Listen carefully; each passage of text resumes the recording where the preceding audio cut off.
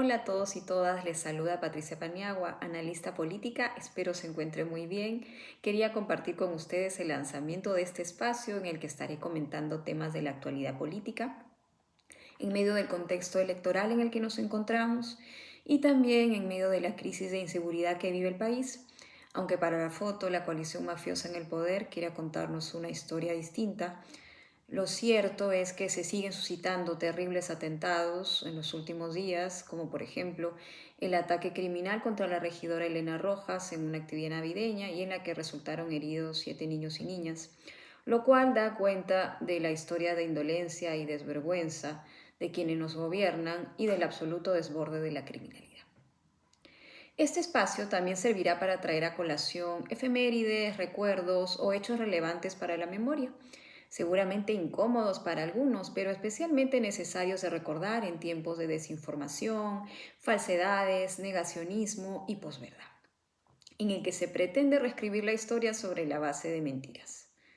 Este espacio nace con la intención también de aportar al análisis, al recuerdo y a la discusión de distintos temas relevantes, ahora y antes, más aún en este tiempo electoral en el que es deber ciudadano ejercer voz y voto con memoria.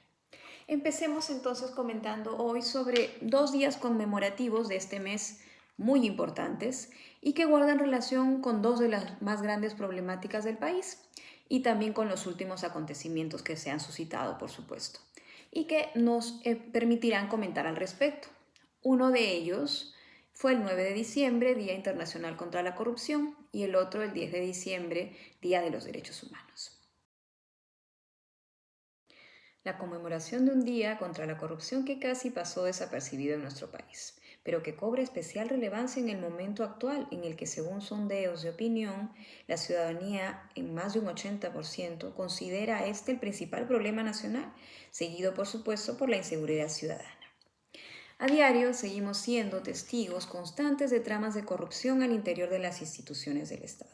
con autoridades, pensemos en expresidentes, gobernadores regionales, como el último caso de la región Callao, alcaldes, congresistas, que día a día se suman a la lista de procesados por este delito. O cuando las instituciones, por ejemplo, son tomadas para propósitos subalternos vinculados a la corrupción. Pensemos en la desactivación de los equipos fiscales EFICOP, Lavajato, Cuellos Blancos por parte del fiscal de la Nación interino, comprendido en el caso de los Cuellos Blancos. O pensemos también en la inhabilitación y acusación constitucional contra la exfiscal de la Nación, Delia Espinosa, como represalia de este Congreso frente a investigaciones que los comprometían. Pensemos en un país cuyo actual presidente, elegido por este Congreso también, inició su mandato no solo con una grave denuncia vinculada al delito de violación de la libertad sexual, sino también con una denuncia relativa a un delito de corrupción del que estamos hablando. Ello vinculado a pagos llevados a cabo cuando presidía la Comisión de Presupuesto del Congreso. Un presidente que además insiste en mantener las leyes pro crimen y que conoce muy bien, pues votó a favor de 6 de las 8 leyes incluidas en este paquete durante su tiempo de congresista. Y que además pretende ahora, a través de la solicitud de facultades legislativas aprobadas por el Congreso, incluir la creación de un delito relativo a revelación de información y cuyo objetivo queda claramente entendido en términos de encubrimiento e impunidad. Por otro lado, la otra fecha de la que hablamos y que también pasó muy desapercibido para nuestras instituciones y debe estar muy marcada para nosotros como ciudadanía es sin duda el Día de los Derechos Humanos, pues debe servir para recordarnos la imperiosa necesidad de afirmarlos y de defenderlos y de acabar con la impunidad actual frente a la cual, por ejemplo, han protestado ciudadanos en Ayacucho en esta última visita del presidente José Gerí hace algunos días. Más aún cuando acaban de cumplirse 3 años de las masacres perpetradas en el sur por el gobierno de Boluarte. Ayacucho, Abancay, Puno, Cusco y el caso de Víctor Santisteban en Lima aún esperan justicia. Y también cuando hace poco se han cumplido 5 años de impunidad del asesinato de Inti Bryan, gracias al blindaje de este Congreso, recordemos, ocurridas durante el breve régimen de Merino. Y cuando la muerte de Eduardo Ruiz, rapero conocido por el nombre artístico de Truco, ocurrida hace algunos meses en la instauración de este régimen, sigue sin encontrar justicia. O cuando el pacto mafioso en el poder pretende someter, silenciar, estigmatizar y criminalizar la voz ciudadana de protesta, al punto de pretender normalizar la represión letal y desproporcionada del Estado. Ya hemos visto la reacción de las fuerzas del orden cuando los transportistas que sufren a diario extorsión y crimen intentan alzar su voz contra la inacción y complicidad de las autoridades. O cada vez que se exige derechos frente a una clase política que impone desgobierno e impunidad en beneficio propio de las mafias que la patrocinan, traicionando a la ciudadanía, el bien común, al país. Y cuando este Congreso, el del pacto mafioso, y sus fundamentalismos religiosos han concretado graves retrocesos y detenido el avance en el reconocimiento de derechos y la mejora de políticas públicas que atienden a problemáticas actuales. Entonces, queda claro que corrupción y derechos humanos son dos temas cruciales que deben ser abordados de cara a la campaña política que acaba de empezar y que además deben servir para recordarnos, paradójicamente, todo aquello que algunos quisieran que olvidáramos. A propósito de esto, por supuesto, es importante tener claro la estrecha vinculación entre corrupción y derechos humanos, pues mientras la primera se sostenga, como sucede ahora en nuestro país, la vulneración de derechos será constante y palpable, al igual que las enormes desigualdades que se acrecientan día con día.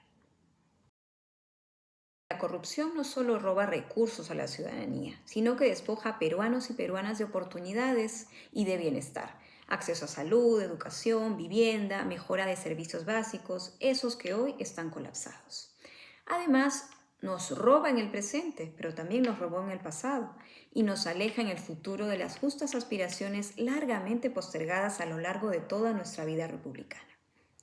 Es esa misma corrupción la que lamentablemente ha dado lugar a que el presupuesto para las becas de Pronavec haya sido reducido y con ello se haya desfinanciado la educación superior de miles de jóvenes del país en condiciones de vulnerabilidad social, cuya única oportunidad para la movilidad ascendente es la educación. Por eso es importante recordar no solo el imperativo ciudadano de exigir rendición de cuentas a nuestras autoridades y de denunciar toda irregularidad, sino también de elegir en este proceso que se nos avecina a candidatos y candidatas que sometidos al escrutinio público puedan dar prueba de solvencia e integridad. Justo por ello, también es importante el entendimiento de los problemas que actualmente enfrentamos y la memoria como dos herramientas imprescindibles a la hora de elegir y que nos sirvan para, por ejemplo, recordar que hace 25 años cayó en nuestro país una dictadura criminal, marcada por la corrupción y la violación de los derechos humanos, ambos delitos por los que fue condenado el exdictador Fujimori y de la que fuimos todos testigos, aunque ahora pretendan infructuosamente negarlo y reescribir la historia sobre la base de mentiras.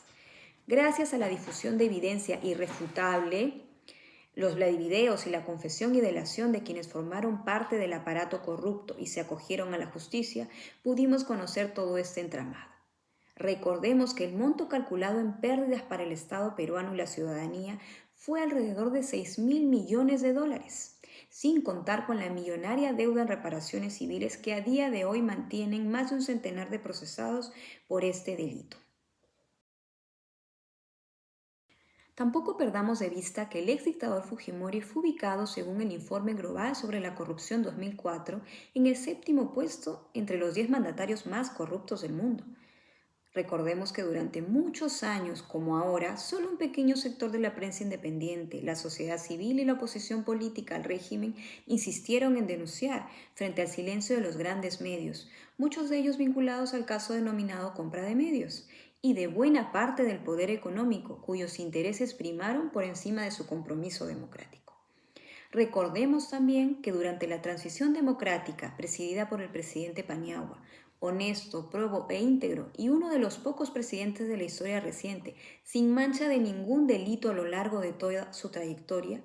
que llegó al gobierno tras la caída de la dictadura y en escasos 8 meses dio pasos agigantados en materia de lucha contra la corrupción, férrea defensa de los derechos humanos, reconquista del proyecto republicano, recuperación de la integridad pública y moralización de la política, además, por supuesto, de austeridad. Además, se llevó a cabo el reordenamiento del aparato del Poder Ejecutivo, los ministerios, las cuentas nacionales y el manejo del presupuesto, que estuvo puesto al servicio de propósitos subalternos durante la dictadura.